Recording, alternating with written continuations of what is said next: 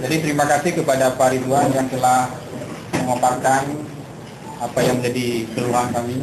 Juga akan dihadapkan dengan tes baca Al-Quran, selanjutnya tes kesehatan, beserta dengan bakal calon bupati dan wakil bupati yang sekarang diusung oleh partai. Berikut selawat salam juga kita isi dengan menjelang jam 16 masih menyisihkan waktu untuk menunggu. Yang tidak akan Bapak hadapi adalah cabut nomor urut, karena ini sudah terlalui. Jika ada pasangan lain, tentunya kita akan buat kembali. Kalau Udin dengan KIP Aceh Barat sudah terjadi perikatan dalam hal ini.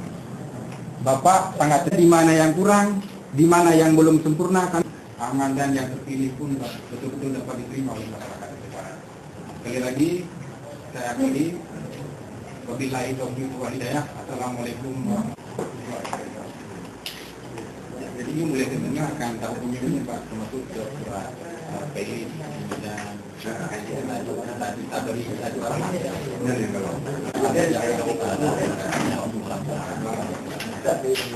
yang memegang yang baru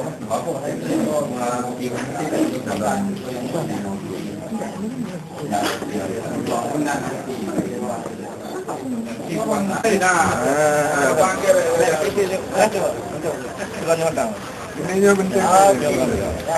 Bukan ganda kenapa? Ini anak sudah datang.